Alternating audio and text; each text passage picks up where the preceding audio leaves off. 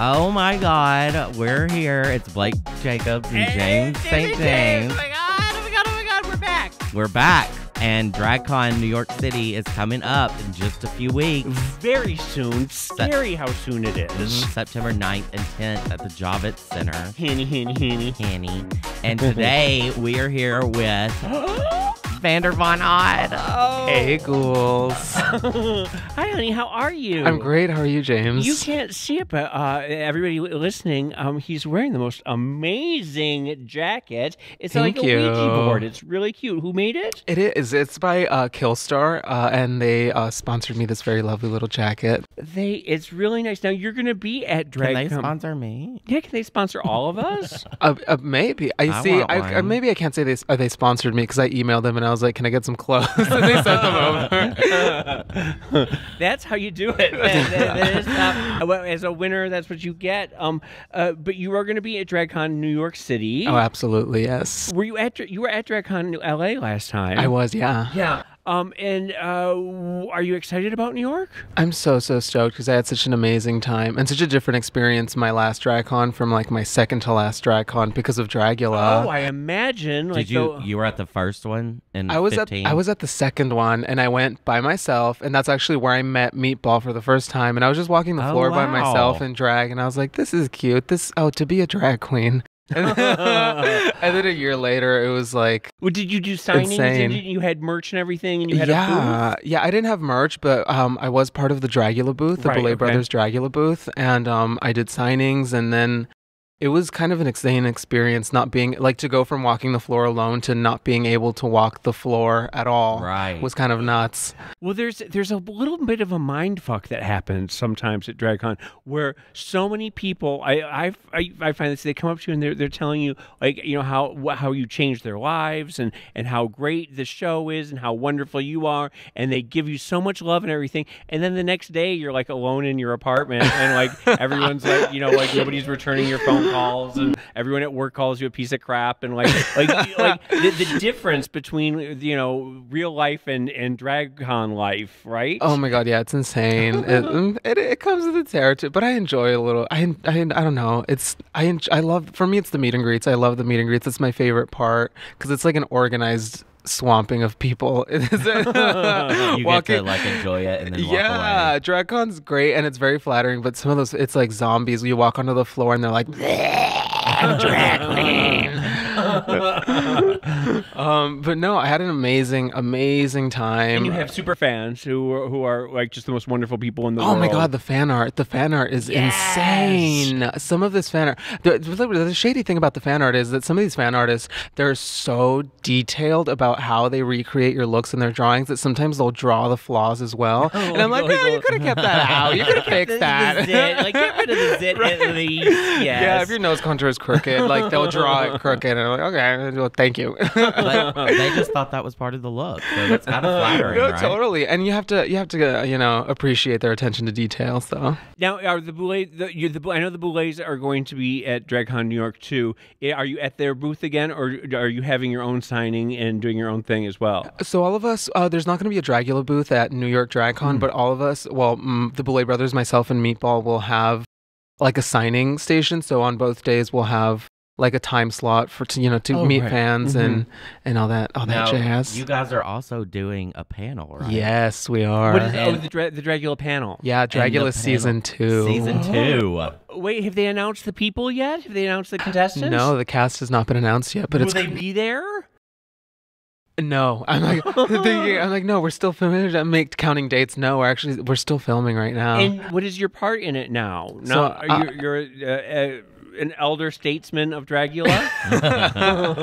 Oh my God, Kelly Clarkson. Oh my God, I love that. I'm the production designer for season 2. Okay. Yeah. Wait, and this is a new gig for you? Yeah. So tell us what that means. Like, what does that entail? Yeah. Okay, so the production designer is the person who essentially sort of ties together the aesthetics of a show, be it a feature or a film or anything. So I got to design the sets and work on the color palettes and all of that, and collaborate with the Boulets and with Ashbone Cinema to create the look of season 2 and all of that. What was the look of season 1? How does it differ? What is your imprint on it? So, season 1, as a contestant, I wasn't part of it, but season 1 was very like vampire. It was very vampy. It was very vampy and kind of witchy. I won't reveal what season 2 is just yet, but it's definitely, it's taking a different line. It's still within the universe of Dragula, but it's kind of its own staple thing. And I think it's painting out to that every season will kind of have its influences and its references to create the look of what that season is going to be. What do you think it is, James? I'm gonna guess like Bride of Frankenstein. I don't know. I'm going to say a big Ouija board set. Oh, well, that would make sense. Oh, that'd be cute for season 3. So tell me a little bit about your merch. What are you selling and what do you have? So you can all my merch is available on dragqueenmerch.com. Oh, I love drag queen merch. Shout out to Bible Girl. Shout out to Bible Rebel Girl. Child, Lisa Limbaugh, and Bible's father is the one who does it. Yeah, Bible and her father together run the site and the business. Yeah. So what do you have? What is your merch? Shirts. I have tanks and shirts, both sublimated and just printed shirts, and that's about it. I don't go too crazy or ham on the merch myself. So are you gonna make $1 million at DragCon? Well, almost. But going back to be a drag queen, the finances are interesting when you do drag. Now, because you get $50 and you've spent like $3,000 on the outfits. Exactly. Oh my God. I feel like there's such a misconception, especially amongst the fans. They see like all the opulence on the Instagram and they think, oh, this bitch is loaded. It's like, no, everything I have is on me right now. It's like that one time James and I were on the internet and there was this list of like the most famous drag queens or something, and James was on it, and it was like estimated wealth like 50 million. And it was like, girl, I can't pay my light bill this month. I don't know what they're thinking. Oh, the fantasy though. I was like, is there something you aren't telling me, James? She's living off frugally. Oh my God, the SpaghettiOs of it all. Right, I know. Ramen and Pop-Tarts. For people, we're in the window where we usually film our radio show, Top 10 Things That Make Us Go Wow, that you can watch on YouTube. But Vander was telling us that he lived right down the street, and when we would film in this window before, he would just like watch it and be like, "Oh, World of Wonder." Wait, you could see it from your window? Well, I'm like almost right across the street. I couldn't see it from my window, but like I would see the videos online, especially like the Fashion Photo Review filming against the window, and I was like, oh, again, to be a drag queen. Someday. And look at her now. Well, because Loris lives right around here too, doesn't she? Oh yeah, she's in the Hollywood area now. Yeah. Yeah. Over by where the her exact address is 373. The Chinese restaurant. Where should we go? Subway and Panda Express. Panda Express. She lives right across the street from Panda Express, right? Oh yeah. Oh, I'm not sure. We probably shouldn't be saying. Hi, Loris. Hi, Loris. Now, are a bunch of your friends going? Like, who all do you know? Are you and Meatball the only ones going? From the cast of Dragula, I believe so. Oh my God, who else? I've never met Meatball. Oh my gosh, she's so... I just saw it.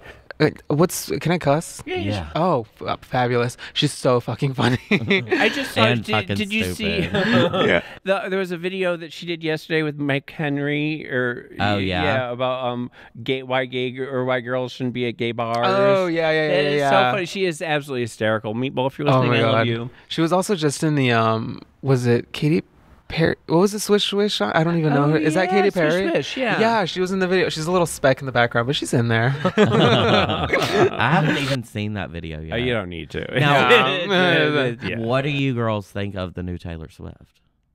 Have you heard it? I haven't. I never really cared too much for Taylor Swift. I haven't looked up any of her new stuff. Oh, it sounds a little bit like My Humps. Yeah. The Taylor Swift song sounds a little bit like Fergie, My Humps. There's Peaches in there somewhere. There's Right Said Fred. And it sounds sort of like Britney too, but it's all the worst aspects of all those people. It's terrible. Gotcha. Inspired. When you said Peaches, I was like, what the fuck is Peaches doing collabing with? No. But the bass line is from a Peaches song. Someone said, yeah. But it's just, she's just ridiculous.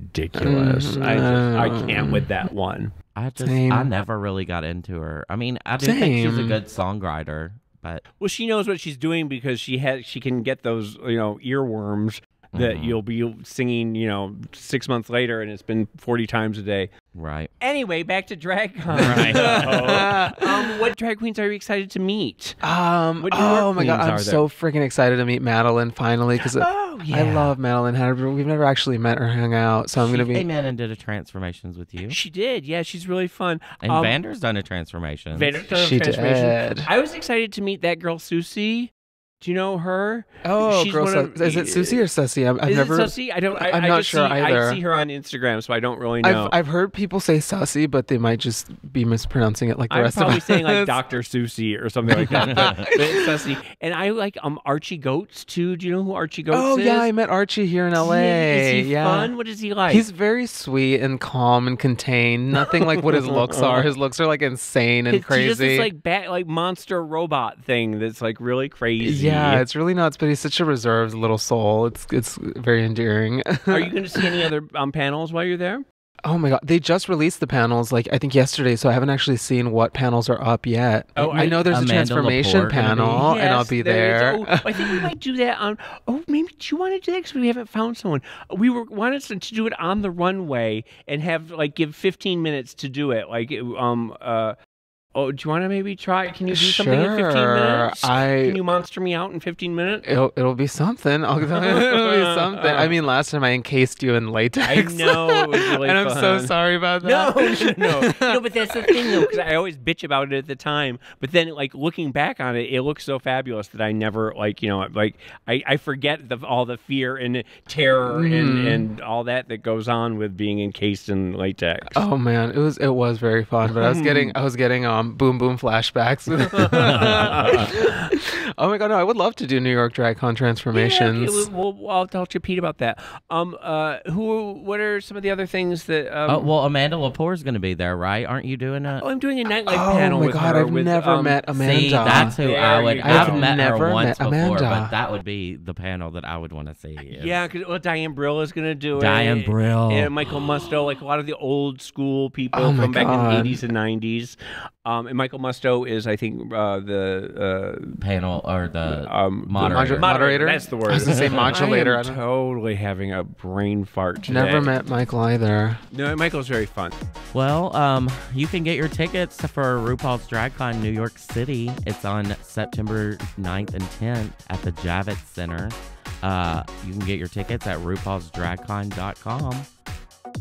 And we'll see you there. Oh my god, absolutely. I'm very excited. Thank you guys so much for having me. See you at New York. Vander Von Odd there. Where am I staying? A mix of couches and a couple of nights at a hotel for what I could afford. Yeah, it's fun. Oh, okay. Are you hopping a freight train there? With your hobo it's sack? Gonna be like Pee-wee's Big Adventure with myself in a sack. Yeah. Oh my gosh. Well, I'll see you guys at New York DragCon. See you guys there. RuPaul'sDragCon.com for tickets. Bye. Bye.